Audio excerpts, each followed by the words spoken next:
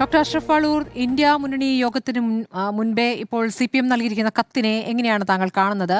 ഈ പറഞ്ഞ ഡീൽ ആരോപണം അത് മോശമായി പോയി എന്നാണ് ഇപ്പോൾ ഖർഗെക്ക് നൽകിയ കത്തിൽ MABP പറഞ്ഞിരിക്കുന്നത്. അത് മാത്രമല്ല, ഇന്ത്യ മുന്നണിയുടെ യോഗത്തിൽ പലതരത്തിലുള്ള പ്രശ്നങ്ങൾ കോൺഗ്രസ് നേരിടേണ്ടി വരുന്നു, പലതരത്തിലുള്ള വിമർശനങ്ങൾ വിവിധ പാർട്ടികൾ നേരിടേണ്ടി വരുന്നുണ്ട്. നമുക്ക് ആദ്യം ഡീലിന്റെ കാര്യത്തിൽ പോവുകയാണെങ്കിൽ, കേരളത്തിൽ കഴിഞ്ഞ നിയമസഭാ തെരഞ്ഞെടുപ്പിൽ ശക്തമായി ഉന്നയിക്കപ്പെട്ട ഒരു ആരോപണമായിരുന്നു ഡീൽ ആരോപണം. നമുക്കറിയാം, സഭാ സമ്മേളനം തുടങ്ങുമ്പോൾ പിണറായി വിജയൻ 3 ഇടങ്ങളിൽ BJP ജയിച്ചു വന്നതിനെക്കുറിച്ച് അത് കോൺഗ്രസ് കാരണമാണ് എന്നൊരു വാദം ഉന്നയിക്കുമ്പോൾ, അപ്പുറത്ത് മുഖ്യമന്ത്രി കണക്കുകൾ നിരത്തി അവിടെ CPM കുറഞ്ഞ വോട്ടുകളുടെ കണക്കും പറയുന്നുണ്ട്. അപ്പോൾ ഇത് ഡീലാണ് എന്നുള്ള ആരോപണം ഇവിടെ കോൺഗ്രസ് ആവർത്തിക്കുകയാണ്.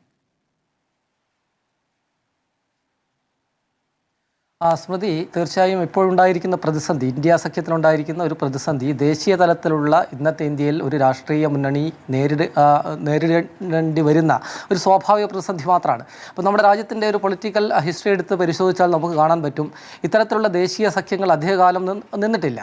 ഏറ്റവും ഫലപ്രദമായ, ഏറ്റവും വിജയകരമായ രാഷ്ട്രീയ സഖ്യം 1970കളുടെ പകുതിയോടെ അവസാന പാദത്തോടെ രൂപം കൊണ്ട ജനതാ പരീക്ഷണമായിരുന്നു.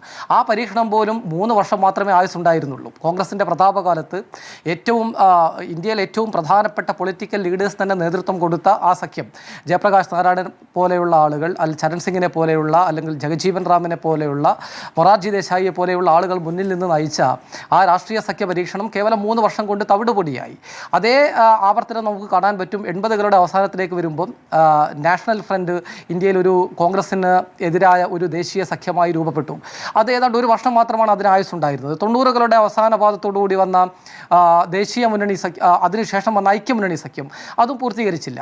പിന്നീട് വന്ന സഖ്യങ്ങൾ മാത്രമാണ്, ഇപ്പോൾ UPA ആവട്ടെ NDA ആവട്ടെ, മാത്രമാണ് അല്പകാലമെങ്കിലും ആ രീതിയിൽ പിടിച്ചു നിന്നത്. ഞാൻ പറഞ്ഞു വരുന്ന കാര്യം, ഇന്ത്യയുടെ സവിശേഷമായ ഒരു രാഷ്ട്രീയ പശ്ചാത്തലത്തിൽ പ്രത്യേകിച്ച് പ്രാദേശിക കക്ഷികൾ പ്രബലരായി വരികയും ഈ സഖ്യങ്ങളെല്ലാം തന്നെ പ്രാദേശിക കക്ഷികൾക്ക് വലിയ പ്രാധാന്യമുണ്ടാവുകയും ചെയ്യുന്ന ഒരു രാഷ്ട്രീയ സഖ്യം സ്വാഭാവികമായും നേരിടുന്ന ഒരു പ്രതിസന്ധി മാത്രമാണ് ഇന്ത്യ സഖ്യം നേരിടുന്നത്. നേരത്തെ VPP മുസ്തഫ സൂചിപ്പിച്ചതുപോലെ, അല്ലെങ്കിൽ അനൂപ് തുടർന്നതുപോലെ, ഈ ഇന്ത്യ സഖ്യം എന്ന് പറയുന്നത് തന്നെ ഒരു കൃത്യമായ പ്രത്യയശാസ്ത്ര പിൻബലത്തിൻ്റെ അടിസ്ഥാനത്തിൽ രൂപം കൊണ്ടതോ, അല്ലെങ്കിൽ ഏതെങ്കിലും ഒരു ടവറിംഗ് ലീഡറിനെ മുന്നിൽ നിർത്തി രൂപം കൊണ്ടതോ ആയ ഒരു രാഷ്ട്രീയ മുന്നേറ്റമല്ല.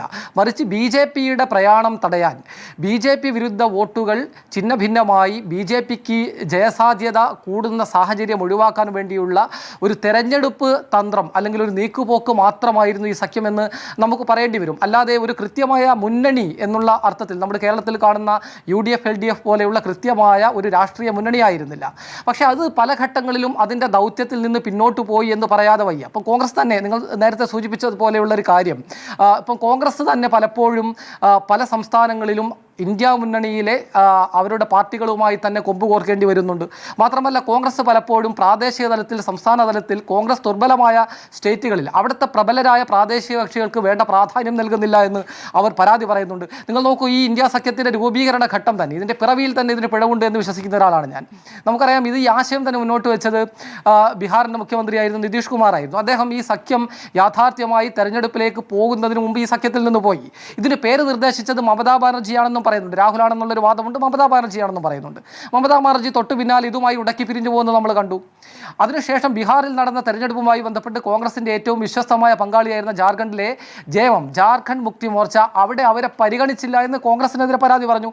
എന്ന് മാത്രമല്ല, അന്ന് ജയമം പറഞ്ഞൊരു കാര്യമുണ്ട്, ഇന്ത്യ സഖ്യത്തിൻ്റെ ആശയത്തോട് കോൺഗ്രസ് പ്രതിബദ്ധത പുലർത്തുന്നില്ല, അവർ തുല്യ പങ്കാളികളായല്ല ജൂനിയർ പാർട്ട്നേഴ്സായാണ് ഞങ്ങളെ കാണുന്നതെന്നാണ് അന്ന് പരാതി പറഞ്ഞത്. ഈ പരാതി മധ്യപ്രദേശിൽ BSPക്ക് ഉണ്ടായിരുന്നു, തമിഴ്നാട്ടിലുണ്ടായിരുന്നു. ഇങ്ങനെ പല ഘട്ടങ്ങളിലും കോൺഗ്രസുമായി പ്രാദേശിക കക്ഷികൾ കൊമ്പുകോർക്കുന്നു. അത് സ്വാഭാവികമാണ്. കാരണം കോൺഗ്രസിനെ സംബന്ധിച്ചിടത്തോളം കോൺഗ്രസിന് ദേശീയ തലത്തിൽ ആ കോൺഗ്രസ് പാർട്ടിയുടെ തിരിച്ചു വരവാണ്. അതിനുള്ളൊരു ചവിട്ടുപടിയായാണ് ഈ സഖ്യത്തെ കോൺഗ്രസ് കാണുന്നത്. തീർച്ചയായും BJPയെ തനിച്ചു നേരിടാനുള്ള രാഷ്ട്രീയ ശേഷി ഇന്ന് കോൺഗ്രസിനില്ല. സംസ്ഥാനങ്ങളിലെ പ്രബലരായ പ്രാദേശിക കക്ഷികളുടെ സഹായത്തോടു കൂടി പാർലമെൻറ്റിലേക്ക് വീണ്ടും ഇന്ത്യൻ പാർലമെന്റിലേക്ക് ഒരു ശക്തിയായി കോൺഗ്രസ് വരണം. അതൊരു പക്ഷേ സാധ്യമാവുകയും ചെയ്തിട്ടുണ്ട്. നിങ്ങൾ നോക്കൂ, 2014 തെരഞ്ഞെടുപ്പിൽ കേവലം 44 സീറ്റ് മാത്രമാണ് ഇന്ത്യൻ നാഷണൽ കോൺഗ്രസിനുണ്ടായിരുന്നത്. 2019 അത് 52 കൂട്ടാനേ കഴിഞ്ഞുള്ളൂ. എന്നാൽ ഇന്ത്യ സഖ്യം നിലവിൽ വന്നത് 2024 തെരഞ്ഞെടുപ്പിൽ അത് 100ലേക്ക് ഉയർന്നു. അപ്പോൾ സ്വാഭാവികമായി ഈ സഖ്യത്തവണ കോൺഗ്രസിനും മറ്റ് കക്ഷികൾക്കും ഇന്ത്യയിൽ ലഭിച്ചിട്ടുണ്ട്. പക്ഷേ പ്രശ്നം എന്തെന്ന് വെച്ചാൽ വ്യത്യസ്തമായ രാഷ്ട്രീയ പൊളിറ്റിക്കൽ ഐഡിയോളജിയിൽ വിശ്വസിക്കുന്ന വ്യത്യസ്തമായ കർമ്മ പദ്ധതികളിൽ വിശ്വസിക്കുന്ന വ്യത്യസ്തമായ താല്പര്യങ്ങളുള്ള പാർട്ടികളുടെ കൂട്ടമാണ്. സ്വാഭാവികമായും ഈ സംഘർഷം ഉണ്ടാവും. പിന്നെ മറ്റൊരു പ്രധാനപ്പെട്ട കാര്യം CPM-ഉം ഈ കോൺഗ്രസും തമ്മിലുള്ള പ്രശ്നമാണ്. അത് നാം പ്രതീക്ഷിച്ചതാണ്. കാരണം കേരളം എന്ന സംസ്ഥാനമാണ് പ്രധാനമായും CPM-ന്റെ ഒരു ശക്തി കേന്ദ്രം. കേരളത്തിൽ കോൺഗ്രസ് നയിക്കുന്ന മുന്നണിയും CPM നയിക്കുന്ന മുന്നണിയും തമ്മിലാണ് പരസ്പര പോരാട്ടം നടക്കുന്നത്. സ്വാഭാവികമായും ഇവിടെ ഉണ്ടാകുന്ന രാഷ്ട്രീയ തർക്കങ്ങളുടെ പ്രതിഫലനം ഇവിടെ ദേശീയ രാഷ്ട്രീയത്തിലേക്കും ദേശീയ സഖ്യത്തിലേക്കും ഉണ്ടാവും. പക്ഷേ അതിലൊരു ജാഗ്രത ഞാൻ വിചാരിക്കുന്നു രാഹുൽ ഗാന്ധിയെ പോലെ ഇന്ത്യ സഖ്യത്തെ മുന്നിൽ നിന്ന് നയിക്കുന്ന, അല്ലെങ്കിൽ ഇന്ത്യ സഖ്യത്തിൻ്റെ പ്രധാനമന്ത്രി സ്ഥാനാർത്ഥിയായി കഴിഞ്ഞ തെരഞ്ഞെടുപ്പിൽ കോൺഗ്രസ് തന്നെ മുന്നോട്ട് വെച്ച ഒരു നേതാവ് CPM-നെതിരായ വിമർശനം വരുമ്പോൾ പോലും, വിമർശിക്കേണ്ട സാഹചര്യങ്ങൾ ഉണ്ടാകുമ്പോൾ പോലും കുറച്ചുകൂടി ഒരു ജാഗ്രത കാണിക്കേണ്ടതായിരുന്നു എന്നത് ഒരു കാര്യം. രണ്ടാമത്തത്, BJP-യെ നേരിടുക എന്നുള്ളത് ഇന്ത്യയുടെ നമ്മുടെ ഭരണഘടനാ സംവിധാനത്തെ, നമ്മുടെ ഈ മതേതര ജനാധിപത്യ റിപ്പബ്ലിക്കായി ഈ രാജ്യത്തിൻ്റെ നിലനിൽപ്പിനു വേണ്ടിയുള്ള പോരാട്ടത്തിൻ്റെ ഭാഗമാണ് BJP-ക്കെതിരായ രാഷ്ട്രീയ സഖ്യം.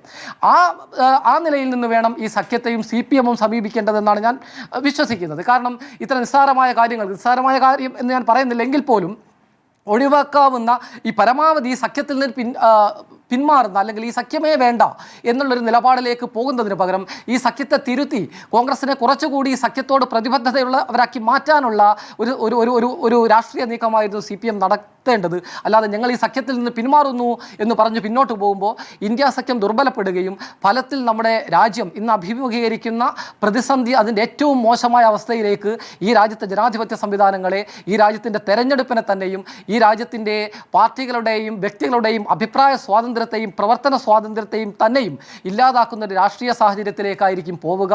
അത് BJP-ക്ക് കൂടുതൽ, അല്ലെങ്കിൽ ഇന്ത്യയുടെ സംഘപരിവാർ, BJP-യെ നിയന്ത്രിക്കുന്ന സംഘപരിവാറിന് രാജ്യത്തിൻ്റെ അധികാരത്തിൽ കൂടുതൽ പിടിമുറുക്കുന്നതിനായും സാധിക്കുക.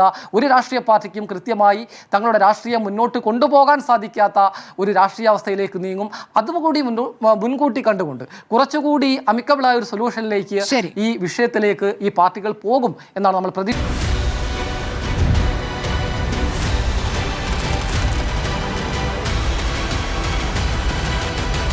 Debate with Smriti Parithikar.